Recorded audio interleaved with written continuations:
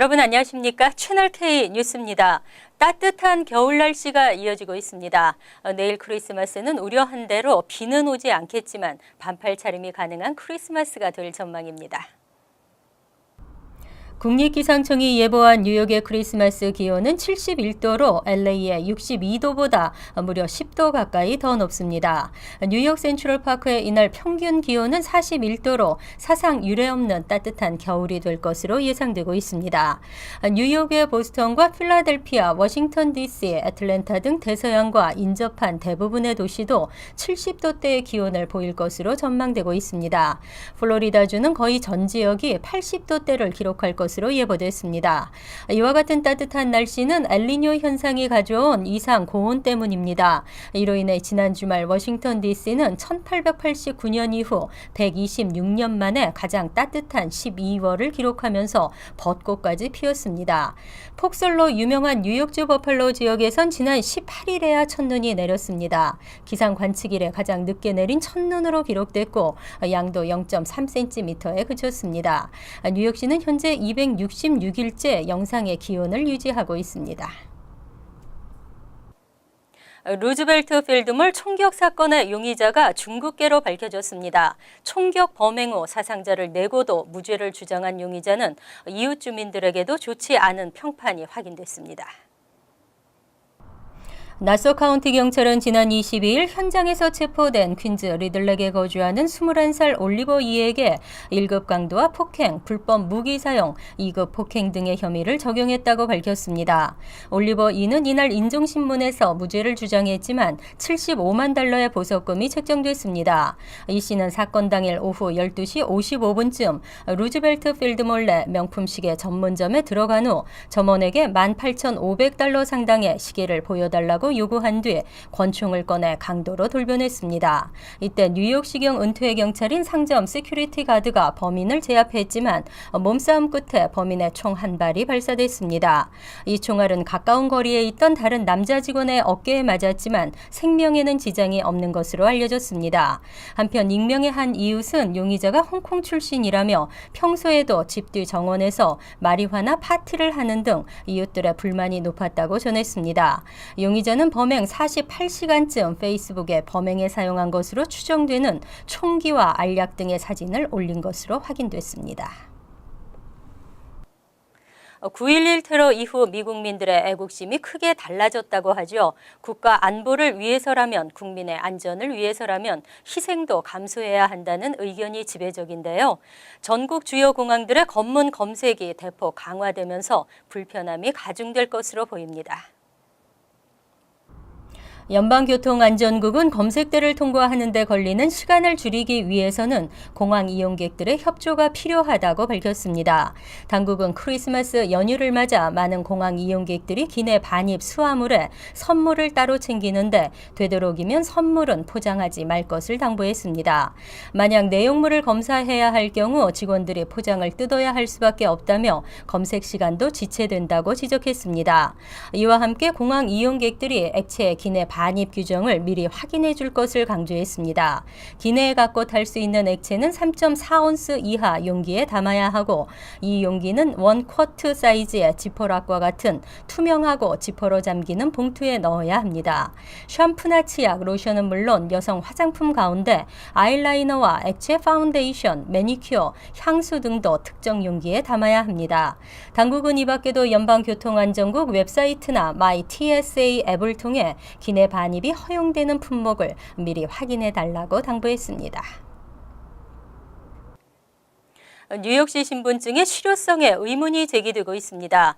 뉴욕시 주류 은행들이 뉴욕시 신분증을 정식 신분증으로 인정하지 않고 있는 것으로 나타났습니다.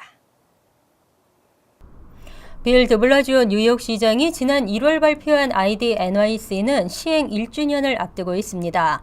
뉴욕시는 ID NYC를 발급하는 가장 큰 이유 중 하나가 불체자들이 은행 계좌를 열 수 있도록 하는 것이라고 밝혔지만 대부분의 대형 은행들은 ID NYC를 신분증으로 인정하지 않고 있습니다. JP 모건 체이스와 뱅크 오브 아메리카, 시티그룹 등은 물론 뉴욕시 한인은행 7곳 중 뉴뱅크를 제외한 모든 은행도 뉴욕 뉴욕시 신분증을 정식 신분증으로 인정하지 않고 있습니다. 이들 은행은 새로 만들어진 계좌가 범죄에 이용당할 수 있다는 우려를 나타냈습니다. 만약 은행이 관리하던 계좌를 통해 테러 자금이나 불법 마약 자금이 유통된 경위가 확인되면 은행은 수백만 달러의 벌금을 물게 됩니다. 현재 ID NYC를 신분증으로 인정하는 것은 어멜거메이티드 뱅크 등 12개에 불과한 것으로 집계됐습니다. 이에 뉴욕 시내 18개 이민자 단체들은 주류 은행에 서한을 보내고 ID NYC를 정식 신분증으로 인정해달라고 촉구했습니다.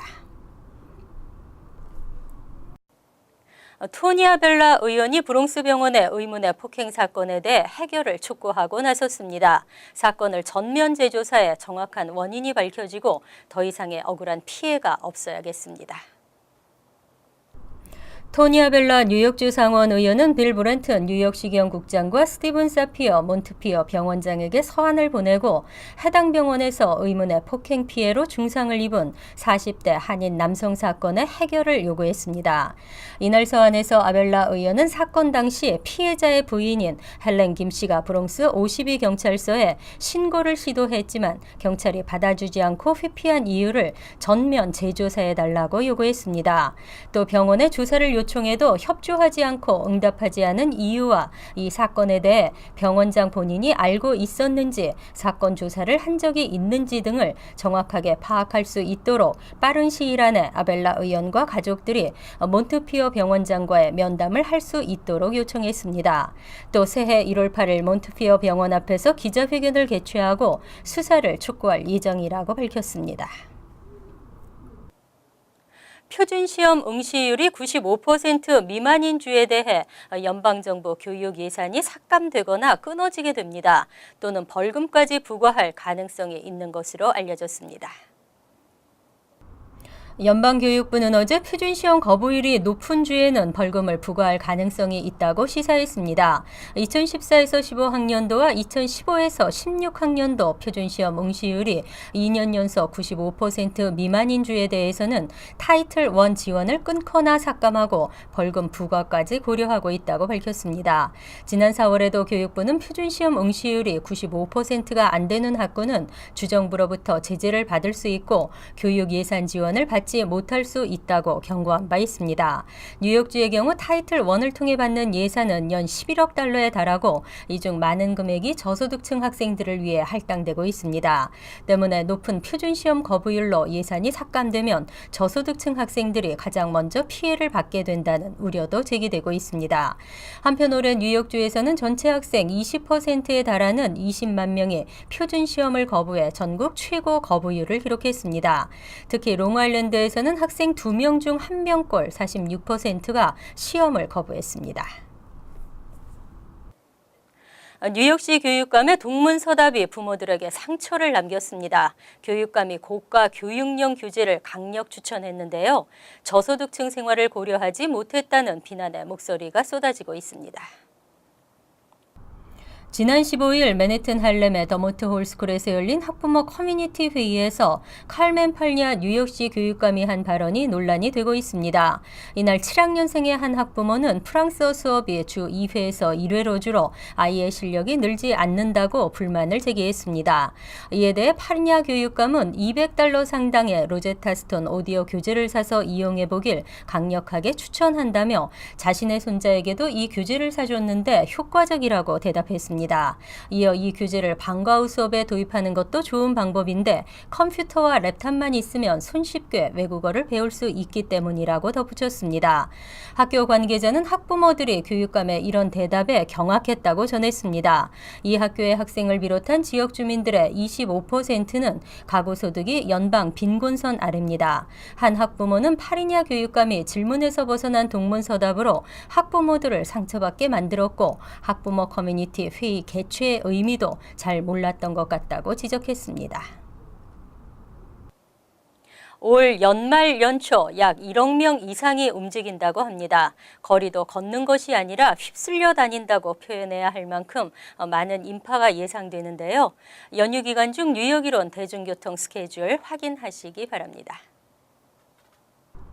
메트로폴리탄 교통공사의 할러데이 스케줄에 따르면 크리스마스 이브인 24일과 뉴 이얼스데이 이브인 오는 31일 전철과 버스는 평일 스케줄 그대로 운행됩니다. 롱아일랜드 레일로드와 메트로놀스 서비스도 평일 스케줄을 유지하고 혼잡을 막기 위한 추가 열차를 운행합니다. 이어 25일과 1월 1일에는 버스와 전철은 일요일 스케줄로 롱아일랜드 레일로드와 메트로놀스는 할러데이 스케줄로 운행됩니다. 한편 31일에는 뉴 이얼스데이 이브 행사로 타임스퀘어 전철역 출입구가 모두 폐쇄됩니다. 타임스퀘어로 가려면 인근 50, 57, 59가 전철역에서 내려 걸어가는 것이 편리합니다. 또 N, Q, R 노선의 49가역 양방향 플랫폼과 1번 전철 50가역 북쪽 방향 플랫폼에서는 오후 7시부터 자정까지 전철을 이용할 수 없습니다. 또 뉴저지 트랜짓 열차는 24일과 31일 평일 스케줄대로 운행하고 추가 서비스도 제공합니다. 25일과 1월 1일은 주말 메이저 할러데이 스케줄이 적용됩니다. 이어서 LA 지역 한인사회 소식입니다. 크리스마스가 하루 앞으로 다가왔습니다. 타운 곳곳에서도 화려하게 장식된 대형 트리는 물론 크리스마스 분위기가 물씬 풍기는데요. 크리스마스 연휴에 즐길 수 있는 볼거리를 김지은 기자가 소개합니다.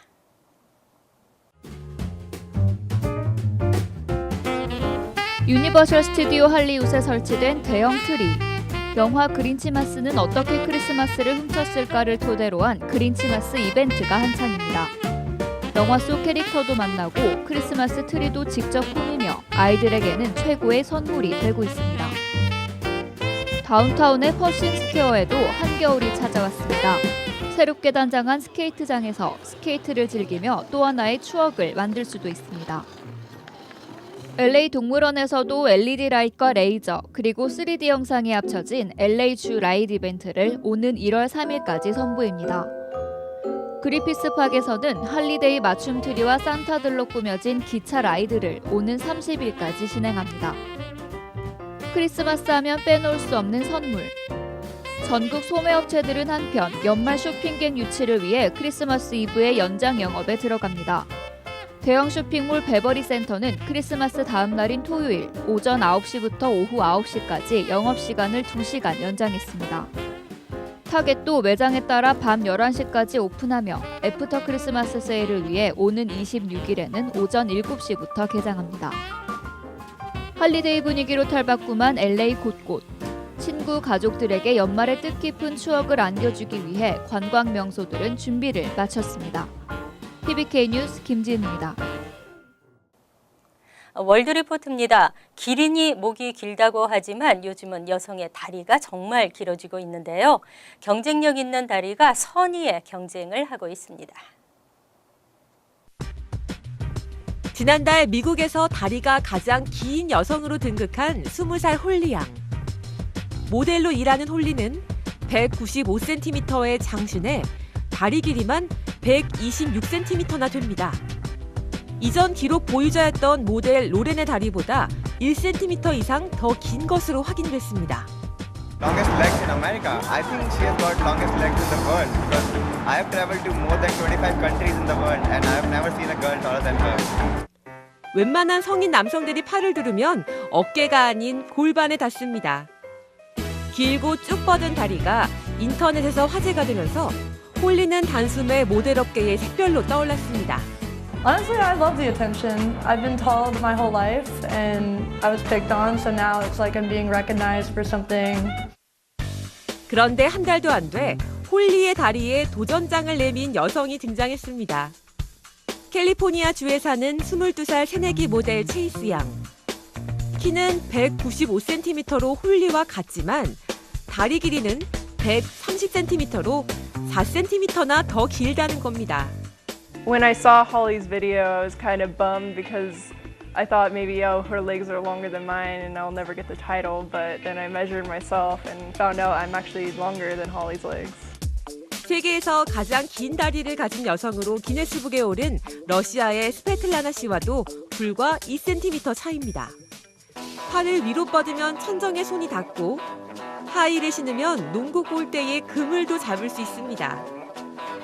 체이스의 아버지와 오빠들도 모두 2m가 넘는 키다리 가족.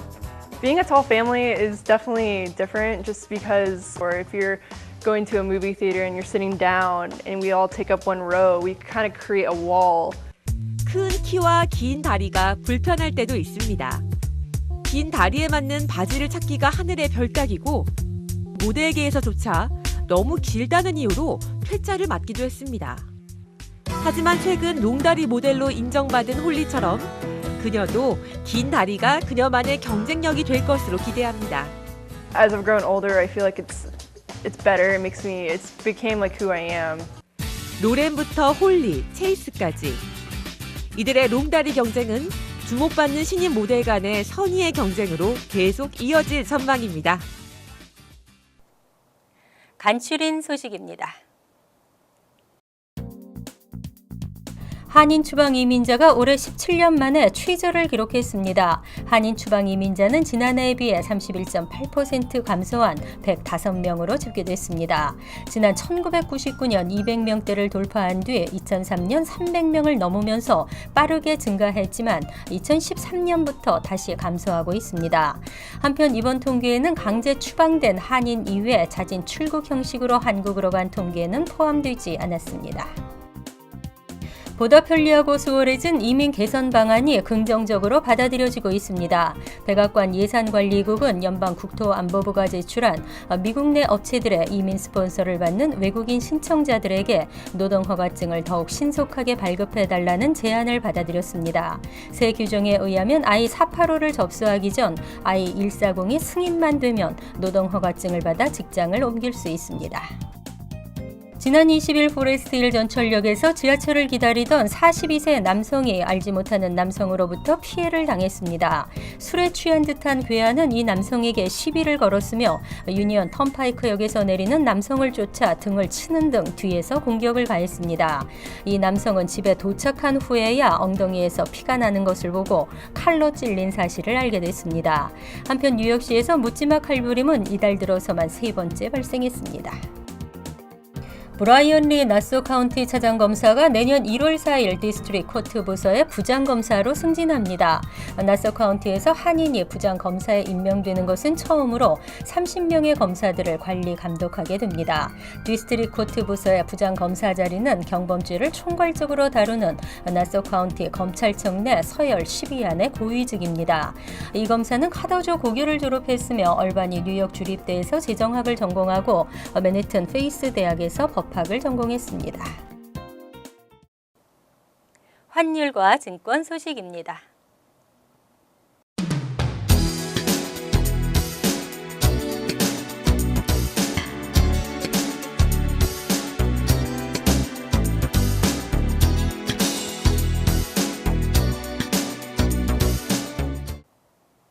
이어서 날씨입니다.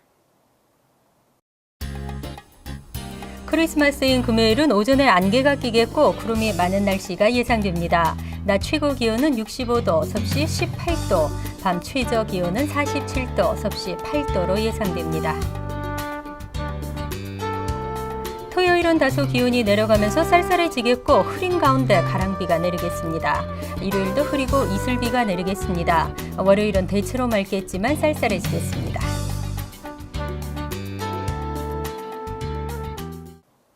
항상 여러분과 함께하는 채널K 뉴스 여기서 마칩니다. 행복한 크리스마스 되시기 바랍니다.